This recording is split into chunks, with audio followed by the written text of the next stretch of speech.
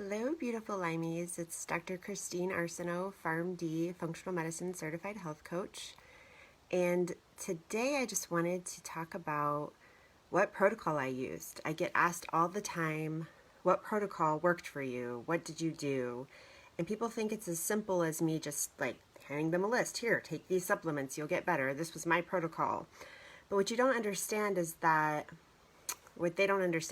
everybody is individual and your protocol really has to be personalized to you, and not everybody's is going to be the same.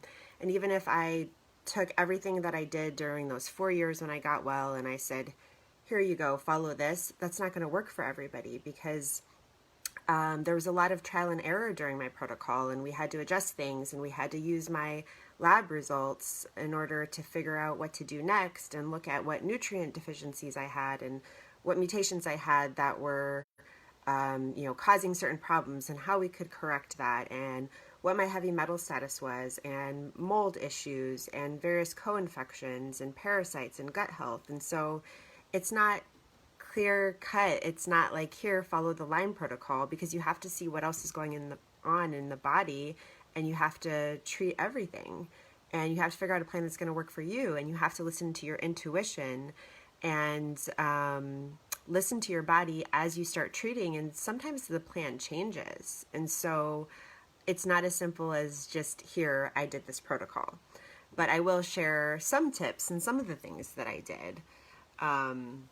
Like I mentioned, I did testing on all these various things, and so I had a lot of gut things. I had some parasites, and so I had to really focus on my gut health in order to be able to treat the bacteria. Otherwise, I just wouldn't have been able to detox. I wouldn't have been able to take care of everything. So I started by focusing on my gut and doing things to rebuild that. And a lot of that was diet-based and also different herbs and things. Monolaurin was something that made me feel really good. It helped me with my energy. I had some viral things going on as well, like Epstein-Barr. And yeah, working on my gut, I had a lot of yeast issues as well. So getting my gut to a healthier state was crucial before I could even treat. For me, I didn't go the antibiotic route, the traditional antibiotics, because I had undiagnosed Lyme for about 20 years. It didn't seem to make sense to me to use antibiotics at that point, because the bacteria is really good at evading your immune system, hiding from it, hiding from antibiotics, and the antibiotics work better for things that are replicating faster. So I used herbal protocols. I did use some pharmaceuticals for some of my candida issues, some of the parasites, so here and there when they were needed. But I tend to be biased toward more natural things, so that's what I did for myself. And I used the Byron whites when it came to actually killing off the bacteria. But we didn't go there first. We went to the gut first. We got that healthy. And then during this whole process, it's so much more than just a protocol. It's about your mindset. It's about your mind state. It's about if you think that you can get well. I did a lot of therapy. I did a lot of crying. I used cannabis medicine and different plant medicines that have psychedelic properties that aren't legal in every place.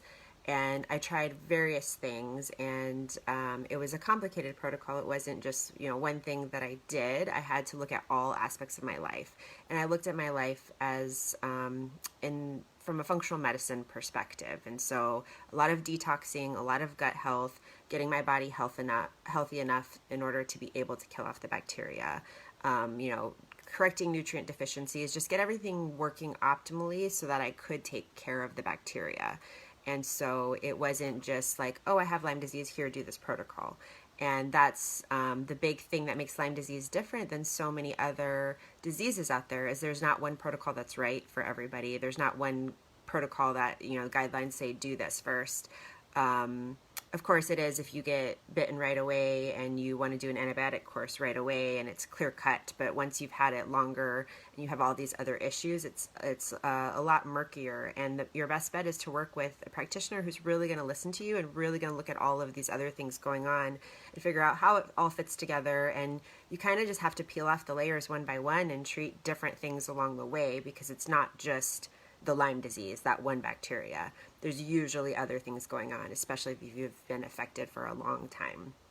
And so herbs were important, diet was very important, movement, stress management, just dealing with emotions I hadn't dealt with. Low-dose naltrexone was really helpful for me as well. Detoxing things like sauna, glutathione, coffee enemas, just making sure to keep up on that. And, really, again, the diet is kind of the mainstay, making sure that you're not taking toxins in and that you're eating healthy so that your body can take care of toxins.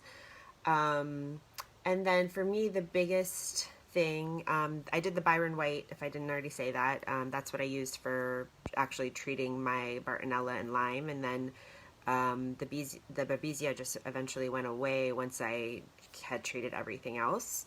But the biggest thing that I had to do in order to really let go was I had to become aware of the subconscious beliefs that were keeping me sick. I had been sick for so long, and my ego had something to gain from the identity of me being a sick person.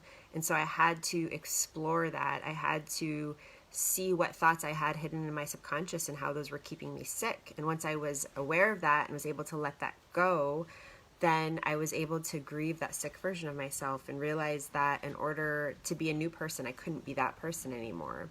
And I had this spiritual awakening where I became a new person. I felt myself physically, chemically become a new person, new genes, and it was like I was born again, and I knew I couldn't go back to that sick version anymore because it literally was not possible because I was a new person. And that kind of healing happens when you do multiple things, and it's not just about one protocol.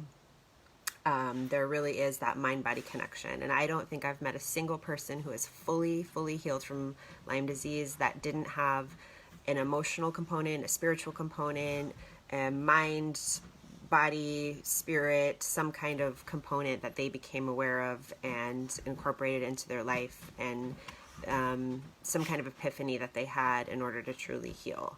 And so I just wanted to let you know that in looking for the answers, don't get so stuck on just finding one protocol, because there's no one right answer. You have to make your own answer. You have to find your own answer for you and use your intuition in order to do that.